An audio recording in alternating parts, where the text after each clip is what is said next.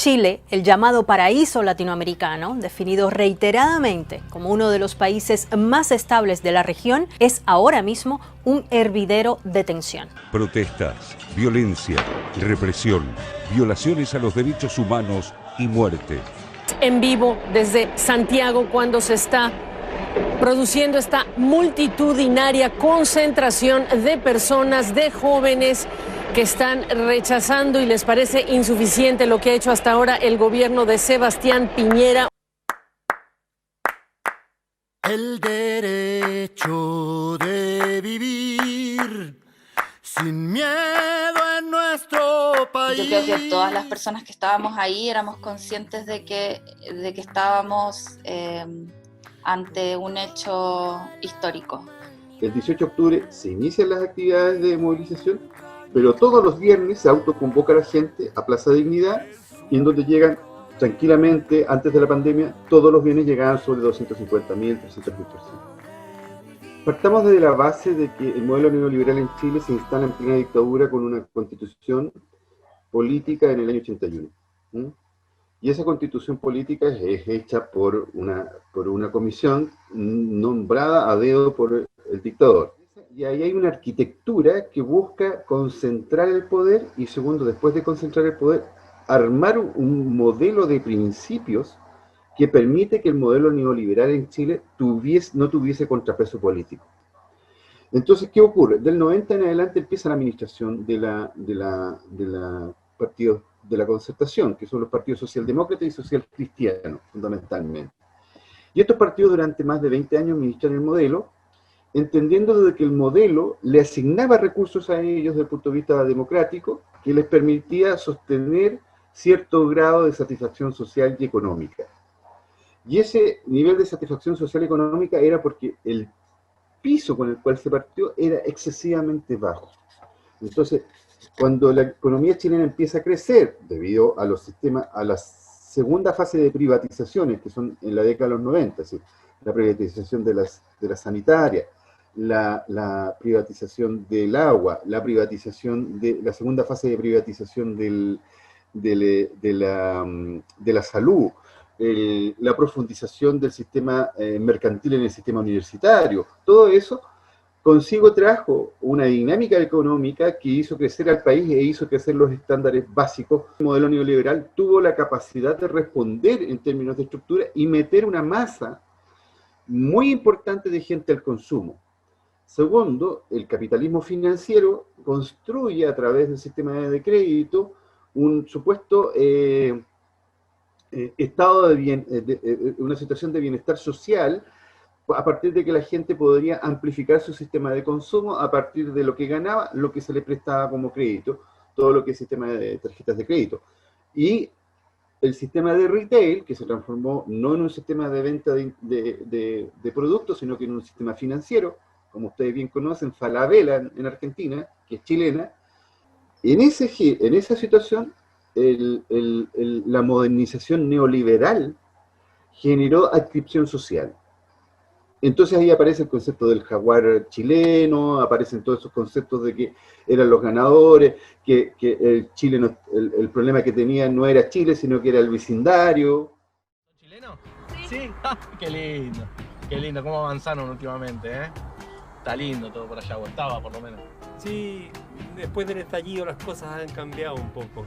De acá no se entiende bien qué pasó. Eran el mejor país de Latinoamérica, creciendo, y de golpe... Sí, eso se veía, pero igual hay mucho por mejorar. Sí, como en todos lados. Igual, mira, para mí, ustedes siempre estuvieron mejor que nosotros, históricamente, siempre, digamos. Ustedes no pasaron hambre, no tuvieron 5 presidentes en una semana. La inflación, ¿cuánto? 3, 4% anual, como mucho. Nosotros 50 en un año, 50%. Cuídense, chicos, en serio. Yo sé lo que le digo, no vayan a retroceder. Vuelvan a ser los chilenitos que eran, carajo, vamos, vamos. Toda esa fase es una fase de exitismo muy alta, ¿no? Es decir, es como el ciclo de ascenso de un modelo, ¿no? Pero ese modelo llega a su meseta cuando empieza a haber la necesidad, empiezan a madurar algunos sistemas. Y entre ellos, en esta década, en la segunda década del siglo XXI, empiezan a madurar los sistemas de previsión social. Y cuando empiezan a madurar los sistemas de previsión social, empieza el escenario y la catástrofe social al interior de esta sociedad que se había neoliberalizado, que había logrado adscripción, que había logrado, no consenso, pero sí había logrado a lo menos el desafío de no enfrentarse al modelo de dominación. Usted debe saber que Provida es la primera institución de ahorro privada del país. Lo estuve pensando y me decidí. Abrí mi libreta Proviahorro de Provida. Bien pensado, Javier. Provida es la más confiable. Usted también puede tener los beneficios de Proviahorro. Incorpórese a Provida. Ahora. Piense, luego ahorre. En la libreta Proviahorro de Provida. Ahorro muy bien pensado. Yo me cambié a Provida. El proceso de las AFP, ese proceso para nosotros se inició en el año 81 y el tramo productivo de ese proceso tiene más o menos 40 años. Entonces, el 81, estamos hablando del 91, 2002, 2012, estamos aproximando al 2020 y empiezan a aparecer las primeras jubilaciones. Y las jubilaciones son el ejemplo demostrativo más importante. ¿Por qué? Porque las jubilaciones no son lo que había pretendido el modelo al inicio. Es decir, el modelo al inicio decía que las personas se iban a poder jubilar hasta con el 100% de los ingresos de sus últimas remuneraciones. El 18 de octubre yo creo que hay que mirarlo desde la perspectiva un poquito de un proceso mucho más amplio a lo que ocurrió con los muchachos en el saltar el torniquete del metro. De hecho, en términos temporales, el fenómeno de los muchachos tomándose las estaciones de metro fue mucho antes, se partió como 10 a 15 días antes del 18 del estallido potente, donde sale toda la gente a protestar fuera en la periferia del Gran Santiago. Y hay que también colocar en el contexto de que viene un desarrollo de movilización y de marchas que ya se estaban instalando desde la década, desde más o menos fines del gobierno de Michelle Bachelet II hasta los inicios del gobierno de Piñera. La movilización social, antes del 18 de octubre, entre comillas, podríamos decirlo, era orgánica, es decir, respondía a ciertos liderazgos organizacionales. Y después del 18 de octubre empieza a ser autoconvocada. Esa plaza es como es el lugar donde siempre se concentra la gente, no solo para manifestarse, sino para, por ejemplo, cuando Chile gana un partido de fútbol, o es como el lugar donde la gente sale a festejar.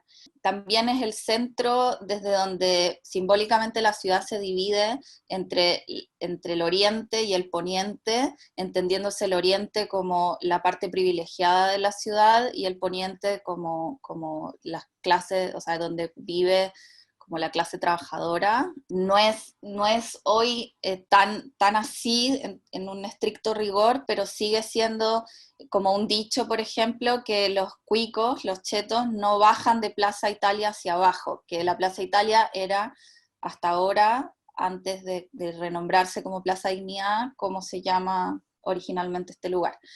Y bueno, el monumento en sí, que es el monumento a Baquedano, no había sido intervenido nunca, creo, de este modo, como ha ocurrido durante las manifestaciones desde el estallido, y representa, bueno, un poco como el militar, sí, como el hombre militar heterosexual, como tiene un montón de capas de significancia, ¿no?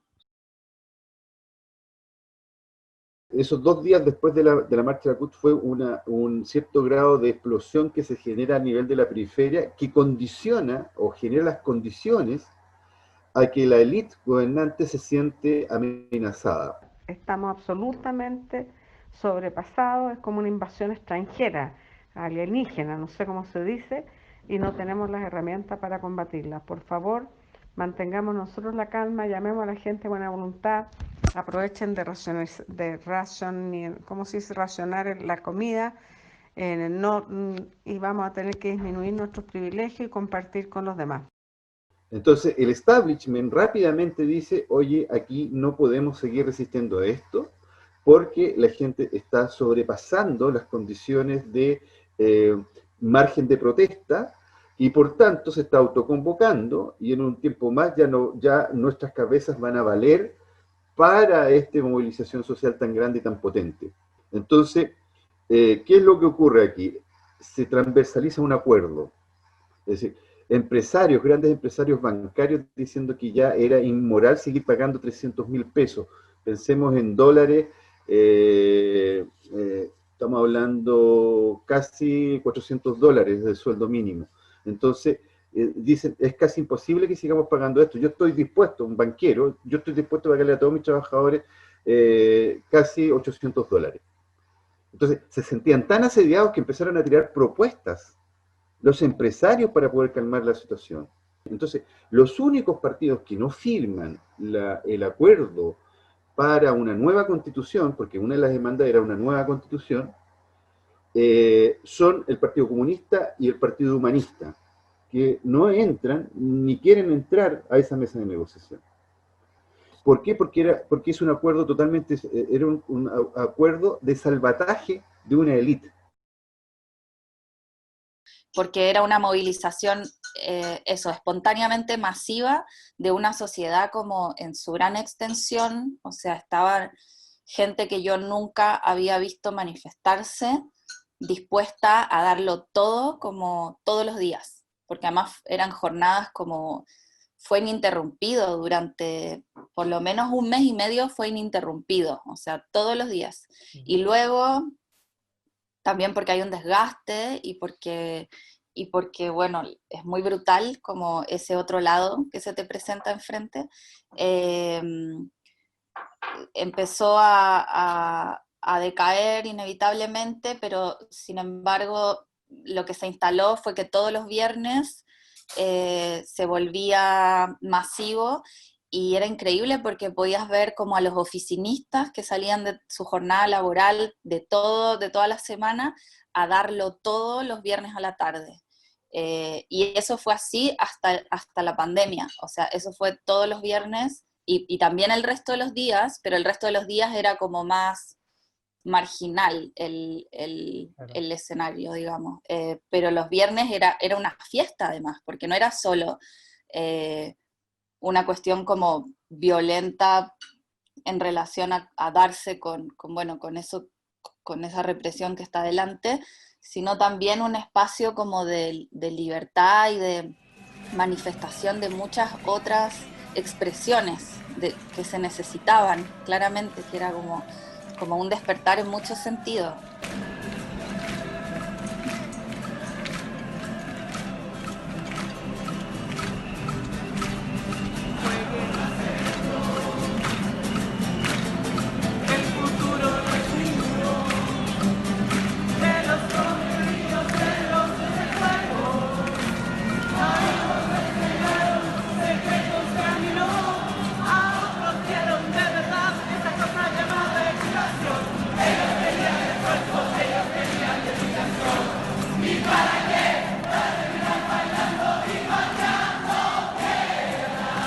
Hay gente mutilada, hay gente torturada, hay denuncias reales, tenemos una policía totalmente militarizada, y hasta el día de hoy han pasado más de 10 meses, vamos a cumplir un año, y todavía hay procesos en que todavía la gente está en el proceso de investigación.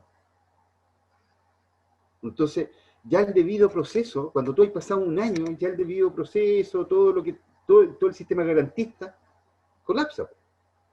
¿Por qué? Porque al final del día, las garantías que tú tienes que tener para que esto se produzca se terminan diluyendo, porque hay niños que tuvieron detenidos más de 10 meses en cárceles de menores porque se estaba investigando su causa.